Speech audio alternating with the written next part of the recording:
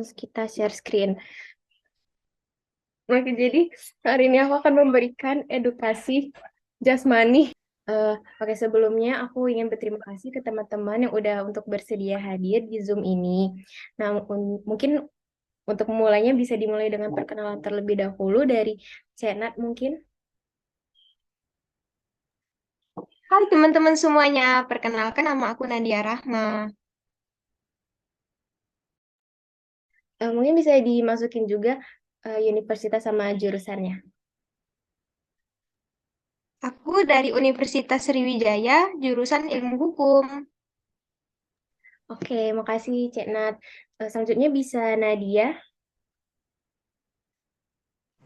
Halo teman-teman, nama aku Nadia Tasrieka. Aku dari Universitas Brawijaya, jurusan akuntansi. Salam kenal. Salam kenal.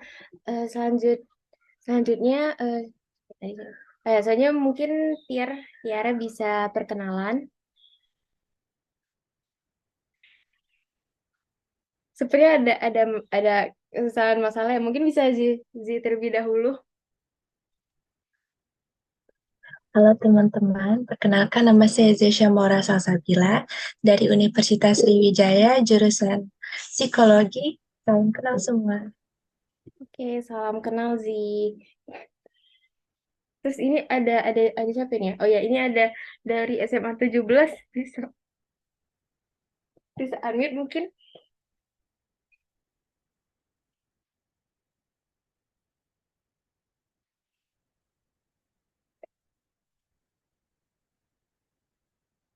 Maaf, mic-nya off tadi. Perkenalkan, saya Mutaki Sudawi dari SMA Plus 17 Palembang. Selamat kenal. Oke, salam kenal. Mungkin ini baru kenal ya sama yang SMA 17 ini. Oke, mungkin ini bisa dimulai aja ya untuk edukasi kesehatan jasmaninya karena udah siap juga semuanya. Ini untuk pas aku memaparkan ini bisa kalian tuh bisa off cam juga sejujurnya. Jadi terserah kalian senyamannya aja ya. Nah, oke, jadi untuk memulai penjelasannya tuh mungkin bisa dimulai dari definisi terlebih dahulu. Jadi, untuk definisi dari kebugaran jasmani itu sendiri, kebugaran jasmani itu dapat dikatakan sebagai bentuk kemampuan fisik seseorang untuk melakukan kegiatan sehari-hari tanpa merasa kelelahan yang berlebih dan tentunya masih memiliki cadangan energi. Selanjutnya, unsur dari kebugaran jasmani itu ada apa aja sih? Jadi unsur dari kebugaran jasmani itu yang pertama tuh ada daya tahan. Daya tahan itu tuh unsur kebugaran jasmani yang dapat diartikan sebagai kemampuan yang dimiliki seseorang dalam memanfaatkan kekuatan maksimum untuk waktu yang relatif singkat. Terus selanjutnya itu ada kecepatan. Untuk kecepatan sendiri itu merupakan kemampuan seseorang untuk bereaksi dan mengubah posisi tubuh dengan laju produksi gaya maksimum yang disebut dengan kecepatan. Nah, jadi saat seseorang mampu menggunakan waktu yang singkat, yaitu memiliki kecepatan yang baik sebagai unsur kebugaran jasmaninya. Untuk melakukan kecepatan gerakan itu membutuhkan kekuatan dan tenaga yang baik. Kecepatan itu juga sangat dibutuhkan dalam speed skating, ada sprint, terus ada olahraga gitu juga. Nah, terus untuk melatih kecepatan itu bisa dilakukan dengan berlari dengan jarak dan frekuensi yang telah disesuaikan sebagai unsur kebugaran jasmani, dan kecepatan itu terdiri dari 3 macam. Itu ada kecepatan reaksi, kecepatan sprint, sama ada kecepatan bergerak. Terus selanjutnya itu unsur kebugaran jasmani yang disebut dengan kekuatan. Jadi kekuatan tuh kondisi di mana tubuh memakai otot dalam memaksimalkan tenaga untuk melaksanakan sebuah aktivitas fisik yang disebut dengan kekuatan atau strength. Nah, jadi kemampuan otot dalam melakukan kontraksi saat melawan beban yang dipikul juga dapat diartikan sebagai kekuatan atau strength. Nah, unsur ini juga bisa juga disebut dengan muscle strength, dan melakukan pekerjaan dengan kemampuan ketahanan merupakan salah satu unsur dari kebugaran jasmani. Nah, terus selanjutnya itu ada koordinasi. Koordinasi sendiri itu diartikan sebagai kemampuan untuk melaksanakan respon motorik yang akurat, halus, dan terkontrol. Terus kemudian koordinasi ini dapat diartikan sebagai kemampuan seseorang untuk memilih otot, waktu, dan intensitas yang tepat untuk mencapai ketepatan tindakan. Nah, jadi kemampuan ini tuh dilakukan untuk melakukan gerakan yang efisien dan halus, menjadi fokus koordinasi sebagai unsur kebugaran jasmani. Dan kemampuan ini tuh juga mencakupi mengintegrasi berbagai gerakan yang berbeda dengan mengordinasikan seluruh bagian tubuh dengan baik dan benar, Nah, kalau misalnya tingkat koordinasinya tuh baik, anggota tubuh itu bisa saling bekerja sama tanpa melalui kesulitan. Terus selanjutnya ini ada kelincahan. Kelincahan sendiri itu tuh unsur kebugaran jasmani yang berkaitan dengan keterampilan. Ini keterampilan untuk mengubah posisi seluruh tubuh dengan cepat dan akurat. Kelincahan itu juga dapat diartikan sebagai kemampuan seseorang untuk mempercepat, menstabilkan, memperlambat, dan mengubah arah dengan ketepatan postur tubuh. Dan untuk meningkatkan kelincahan ini sendiri, itu tuh bisa memerlukan refleks yang cepat, keseimbangan, koordinasi, dan respon yang tepat terhadap perubahan situasi. Dan sebagian besar olahraga di kebugaran jasmani itu juga memerlukan suatu kelincahan. Dan contohnya tuh kayak pemain bola basket, pemain ski, pesenap, pemain tenis meja, dan pemain bulu tangkis. Terus selanjutnya ini ada unsur yang disebut dengan kelenturan. Nah, jadi kelenturan ini merupakan kemampuan suatu sendi atau rangkaian sendi untuk bergerak melalui gerakan bebas nyeri yang tidak dibatasi. Daya lentur itu juga dapat diartikan sebagai tingkat penyesuaian seseorang dalam melakukan berbagai aktivitas kerja secara efektif dan efisien dengan menguluran tubuh yang baik. Cedera dan ketidakaktifan atau kurangnya peregangan menjadi salah satu penyebab gitu dari sekian banyak variabel yang dapat mempengaruhi hilangnya fleksibilitas sendi seseorang. Terus ada beberapa hal yang dapat mempengaruhi tingkat fleksibilitas itu ada struktur sendi, usia, ligamen, dan kualitas otot. Terus selanjutnya tuh ada komposisi tubuh. Komposisi tubuh atau body composition itu tuh merupakan bagian dari unsur kebugaran jasmani yang emang gak kalah penting dibandingkan unsur-unsur yang lainnya. Komposisi ini juga menggambarkan rasio perbandingan antara massa lemak tubuh dan area tubuh yang tanpa lemak. Massa lemak itu tuh biasanya ada di bawah kulit, sekitar jantung, paru-paru, usus, dan sekeliling otot kita tubuh. Nah, oke. Selanjutnya ini ada bentuk dari kebugaran tubuh. Jadi kebugaran tubuh tuh bisa dilakukan dalam bentuk push up, terus ada back lift, ada sit up, ada shoulder press, terus ada leg squat sama lari cepat sejauh 50 meter. Selanjutnya apa aja sih manfaat dari kebugaran tubuh? Jadi kebugaran tubuh ini sendiri memiliki peran yang sangat penting dalam tubuh kita. Karena ini emang banyak banget yang manfaatnya ya. Salah satu itu ada menjaga kesehatan tulang, terus ada jaga berat badan, memperbaiki suasana hati, mengontrol kadar gula darah, mengurangi stres dan depresi, mengurangi risiko kardiovaskular atau sakit jantung gitu, terus meredakan rasa sakit, menyehatkan sistem kerja otak, memperpanjang usia, dan menyehatkan kulit. Selanjutnya, apa aja sih faktor yang mempengaruhi kebugaran tubuh? Yang pertama itu ada makanan. Jadi makanan itu yang dapat diartikan yang baik itu merupakan asupan gizi yang seimbang, yang sangat berpengaruh terhadap kebugaran jasmani seseorang. Dengan gizi yang seimbang itu 50% karbohidrat, 12% protein, dan 38% lemak. Maka ada harapan bahwa tubuh terpenuhi dalam faktor gizi. Nah, terus selain gizi seimbang, makanan itu juga ditentukan oleh kualitas bahan makanan yang kita asup. Maksudnya tuh sebaiknya makanan tuh dikonsumsi tuh sedikit mungkin mengandung polutan. Jadi yang organik ya bagus. Terus pengolahan bahan makanan juga berpengaruh terhadap makanan yang dikonsumsi. Bagi yang ingin mempertahankan dan meningkatkan kebugaran jasmani, dianjurkan memenuhi kebutuhan karbohidrat, protein, lemak yang sesuai dengan standar gizi para ahli. Terus selanjutnya tuh ada istirahat. Istirahat sendiri tuh tidur tuh berguna ya agar tubuh beristirahat karena saat itu tuh otot-otot tuh kembali dibangun setelah latihan.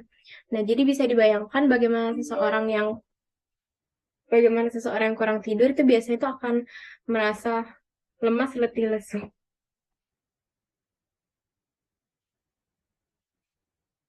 Jadi istirahat yang cukup tuh menjadi faktor yang penting dan berpengaruh terhadap kebugaran jasmani. Terus selanjutnya tuh ada umur. Nah, usia tuh bisa mempengaruhi hampir semua komponen dari kebugaran jasmani gitu. Masing-masing tingkatan umur tuh juga memiliki tingkat kebugaran jasmani yang beragam. Jadi biasanya ya umur yang lebih muda kan kebugaran jasmani cenderung lebih tinggi dibandingkan orang yang lanjut usia gitu kan. Nah, jadi kebugaran jasmani pada anak-anak itu bisa meningkat sampai usia 25 sampai 30 tahun.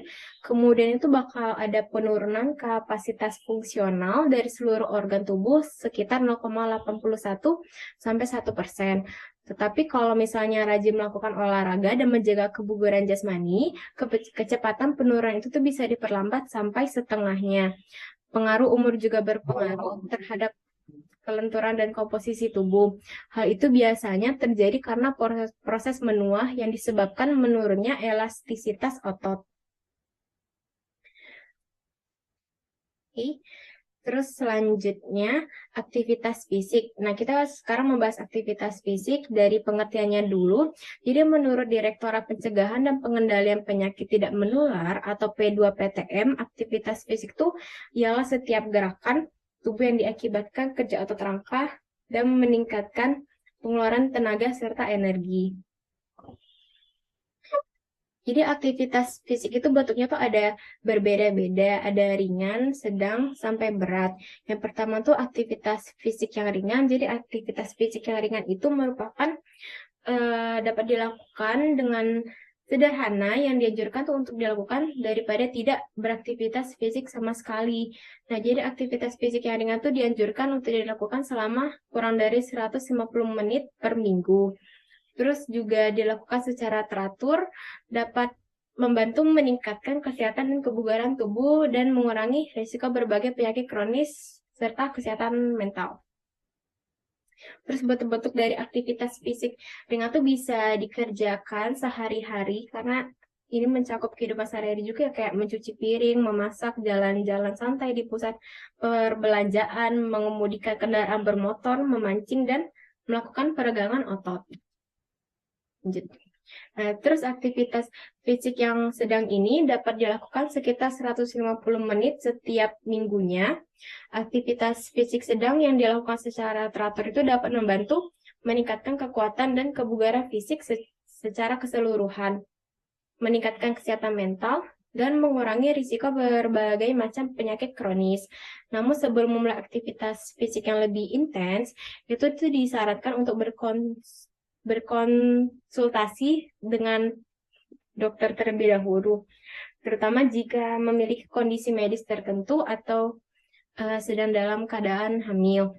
Jadi aktivitas fisik yang sedang itu dapat berupa berjalan cepat, bersepeda, menggendong anak usia 2-6 tahun, naik tangga, mengganti galon air minum, yoga, menari, main voli, dan berseluncur dengan sepatu roda atau skateboard. Selanjutnya ini yang terakhir ini ada aktivitas fisik yang berat. Jadi aktivitas fisik yang berat ini merupakan jenis aktivitas fisik yang dilakukan lebih dari 300 menit per minggu. Aktivitas fisik berat ini dapat membantu meningkatkan kekuatan, daya tahan, kesehatan kardiovaskular, dan membakar kalori dengan cepat. Namun aktivitas ini juga dapat menyebabkan cedera atau tekanan pada tubuh jika tidak dilakukan dengan benar. Maka dari itu disarankan untuk berkonsultasi dengan instruktur olahraga atau dokter atau pelatih sebelum memulai aktivitas fisik yang berat. Agar mendapatkan hasil yang baik dari aktivitas fisik direkomendasikan untuk melakukannya dengan prinsip BBTT, yaitu baik, benar, terukur, dan teratur. Aktivitas fisik yang berat ini dapat berupa futsal, lari, berenang, naik gunung, lompat tali, dan ada bulu tangkis juga. Terus apa aja sih manfaat dari aktivitas fisik? Jadi tadi ada beberapa yang udah dijelaskan ya. Tapi bisa ditambahin ini ada mencegah berbagai macam penyakit, menjaga ketajaman, berpikir lebih positif, meningkatkan kualitas tidur, dan meningkatkan kemampuan fisik seseorang. Oke, selanjutnya ini aku memperkenalkan kalian dengan suatu aplikasi. Mungkin kalian tuh ada yang tahu, ada yang udah belum tahu juga sebelumnya. Ini bukan promosi, nggak dipromosi, tapi kayak bagus ya aplikasinya. Jadi ini namanya tuh Pacer Health. Nah, Pacer Health tuh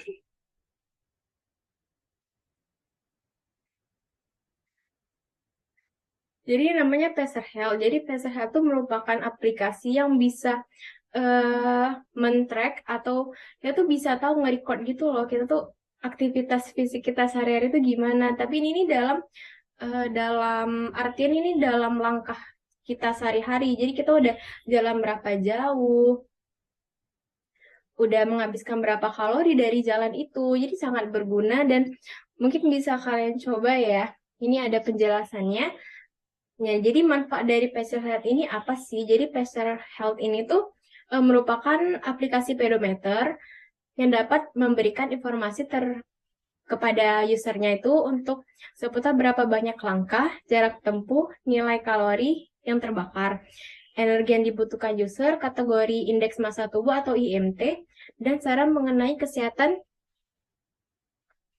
terus memudahkan user, terutama user yang sedang melakukan aktivitas jogging. Karena pada aplikasi pedometer ini tuh user tuh dapat melihat tren chart history, banyaknya jumlah langkah pengguna, dapat juga mempublikasikan hasil kegiatan jogging dengan menggunakan aplikasi pedometer ke media sosial. Sudah itu aja. Jadi ya terima kasih teman-teman yang udah mendengarkan atau udah menyimak atau udah join aja, sangat berterima kasih sekali. Jadi ya itu saja sejujurnya. Oh ya, sekian presentasi atau penjelasan pemberian edukasi dari saya. Jadi terima kasih. Gimana caranya? Nah, ini. Gimana cara stop recording? Ini ya.